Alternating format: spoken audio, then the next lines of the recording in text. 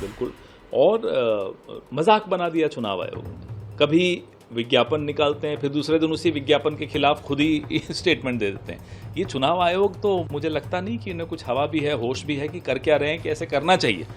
हम बार बार ये आवाज़ उठा रहे हैं कि आप 25-30 दिन में ये कार्रवाई कैसे कर सकते हैं, जब पिछली बार ये कार्रवाई 1 साल लगा था इसमें। मॉनसून के 25 दिन में आप ये कार्रवाई कैसे कर पाएंगे? इसलिए अब हमें मजबूरन अदालत का भी दरवाज़ा खटखटाना पड़ा है। हम हर मंच से ये आवाज़ उठा रहे हैं। लेकिन सर, सुप्रीम कोर्ट ने 10 तारीख जो है अब तय करी है कि सुनवाई होगी। क्या कितने आप आशा रखते हैं कि कोर्ट के अंदर जाहिर बात है कि हम कोर्ट गए हैं तो पूरी आशा के साथ ही गए हैं। किसी को भी ये हक नहीं है कि वो किसी नागरिक का वोट चुराए। ये वोट चुराने से कम कुछ नहीं है, ये चोरी हो रही है। गरीब आदमी के वोट की चोरी का षड्यंत्र चुनाव आयोग रच रहा है। आपको क्या लगता है? आप सभी पत्रकार भाइयों का स्वागत है और आप सब लोगों के बीच सभी हमारे इंडिया अलायंस महागठबंधन के साथी भी हैं।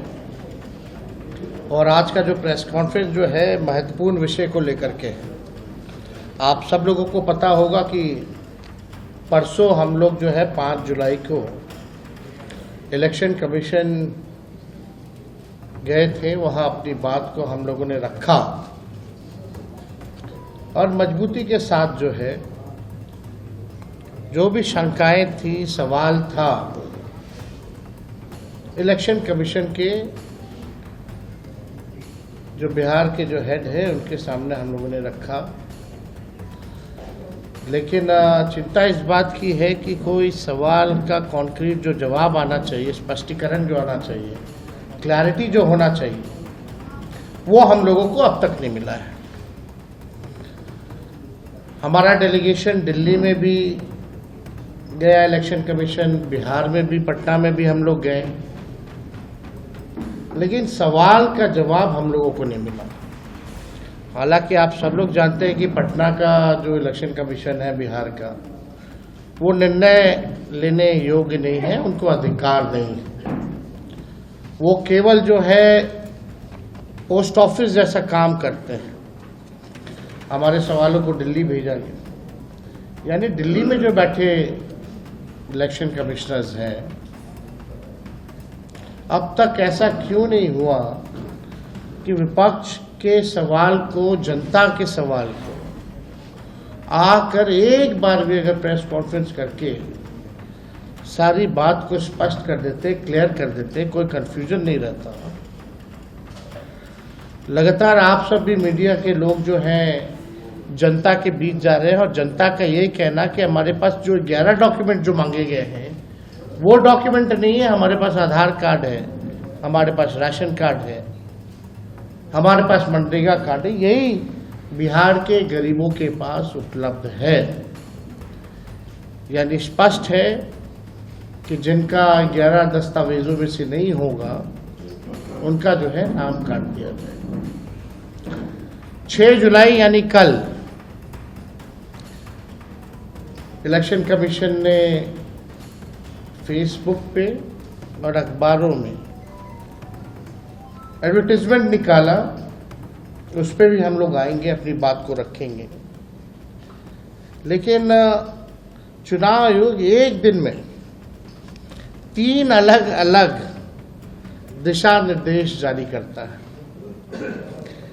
यानी चुनाव आयोग खुद ही कंफ्यूज है, तभी एक दिन में जो है 3 अलग अलग दिशा और निर्देश जो है जारी किए जा रहे हैं। आबाद में हो उनके लिए बड़ी दिक्कत पेश आएगी और अगर नाम उनका नहीं आएगा तो फिर उनको वोट डालने का इख्तियार नहीं मिलेगा। और फिर ये जो एक्सरसाइज को इलेक्शन कमीशन खुद अपने उसमें नोटिफिकेशन में कह रहा है कि ईआरओ और ईआरओ सिटीजनशिप एक्ट 1955 में कॉम्पिटेंट अथॉरिटी को बोल सकता है। अब जिसका नाम नहीं आएगा वो तो अपना वोट भी खो देगा, उसकी लाइवलीहुड का भी उसको एक नुकसान हो जाएगा। तो ये सब बातें हमने उनके सामने रखी। बहुत देर तक हमारी मीटिंग हुई, उन्होंने अपनी बात को कहा, उन्होंने भी बताया हमको। अब ये हमारी आज की मीटिंग की ये वो माने मोटा मोटा ये जो हुआ। राजनीतिक पार्टियां हैं बिहार में, जो विपक्षी पार्टियां हैं, एक के बाद एक पहले मैडम को। विपक्षी पार्टियां जो दूसरी है वो सुप्रीम कोर्ट पहुंच गई है इसी मुद्दे को लेकर, कह रहे कि एसआईआर जो है वो कहीं न कहीं इस वजह से भी किया जा रहा है ताकि बीजेपी को फायदा हो सके। वहाँ सुप्रीम कोर्ट ने नोटिस इशू किया 10 तारीख के लिए। अब हमारी पार्टी में भी हम बैठ के बात करेंगे और इस पर क्या फैसला लेंगे, मगर हमारा एक ही है कि आप इतने कम टाइम में एक्सरसाइज कैसे कर पाएंगे, बहुत टाइम कम है। एसआईआर में भाई जो लोग जो अपना एड्रेस चेंज कर लिए उनको क्यों आप पूछ रहे हैं बर्थ सर्टिफिकेट? माइग्रेशन होता है, अब क्या करेंगे वो लोग? मैं हैदराबाद में बैठा हूं, तेलंगाना के मुख्तलिफ गांवों से हर मेरे ऑफिस को कभी 10 लोग कभी 20 लोग बिहार के आते हैं कि हम यहाँ पर लेबर हैं, बताओ हम क्या करना चाहिए। अब उनके पास पैसे भी नहीं है वापस जाने बिहार को, परेशानी वो होगी क्योंकि लॉ तो बोल रहा है कि उनको रहना पड़ेगा वहां पर। वो गए इसलिए कि बिहार में कुछ है ही नहीं, कोई सरकार ने उनका रोजगार का इंतजाम किया ही नहीं, तो मजबूरी उनकी है, बाहर बैठे हैं। तो ये सब प्रॉब्लम्स हमने ईसीआई के सामने रख के हमने कहा इसका तो आप सोल्यूशन निकालिए। चुनाव आयोग ने क्या भरोसा दिया आपको? काफी आप चुनाव आयोग खुद बोलेगा, मैं क्यों बोलूंगा चुनाव आयोग की तरफ से? क्योंकि वो तो अंदर से आप आश्वस्त नहीं आश्वस्त सवाल नहीं। देखिए हमने ये सब जो बातें आपके सामने रखी हैं, जो पॉइंट्स हमने सामने रखी हैं, उनके सामने जाके बोला हमने कि ये प्रैक्टिकल डिफिकल्टीज हैं, कैसा आप एक महीने के अंदर कैसा करेंगे। तो उन्होंने कहा कि नहीं हम लोग बीएलओस को रखे हैं, वॉलंटियर्स को रखे हैं। तो ये से है कि जल्दबाजी में अगर 15-20% लोगों के नाम भी मिस हो गए और फिर आप देखिए मिस जब हो जाएंगे तो उसका सिटीजनशिप का मामला हो जाएगा। ये तो आप वही तो आसाम का डिओटर हो जाएगा फिर। तो ये अप्रीहेंशन है, ये जेन्युइन अप्रीहेंशन है। बांग्लादेशी रोहिंग्याओं को निकालने के लिए एसआईआर है। अरे देखिए फिर 2024 में किसको वोट डालने दिया आपने? 24 में आपने वोट दिया, मैंने वोट डाला बिहार में। हमारा देखिए एक सिनारियो विजुअलाइज करिए आप लोग। अगर कोई लोकसभा के चुनाव में 20,000 वोट से हार गया कोई, और अभी एसआईआर के बाद उसी के पार्लियामेंट सांसद में 20,000 कम हो गए, तो फिर वो क्या करेगा बेचारा? उसको राइट मिलना चाहिए, राइट तो रिकॉल तो हमारे पास नहीं है।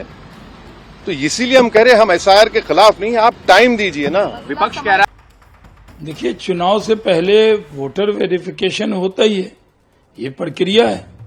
लेकिन मनोज झा या महुआ मित्रा सुप्रीम कोर्ट गए हैं, इससे क्या फर्क पड़ रहा है? क्या वोटर वेरिफिकेशन नहीं होना चाहिए? चुनाव से पहले कौन वैलिड वोटर है?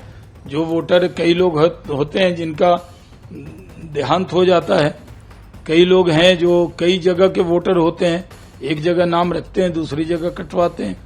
तो अगर वोटर वेरिफिकेशन होगा तो ये अच्छा है, क्योंकि जो वैलिड वोटर हैं वो सब रहेंगे और बिहार के जो वोटर हैं उनके अंदर कोई भ्रम नहीं है। लेकिन राजद के लोग, कांग्रेस के लोग ये भ्रम पैदा कर रहे हैं, खासकर मुसलमानों को डरा रहे हैं कि आपका वोट काट दिया जाएगा।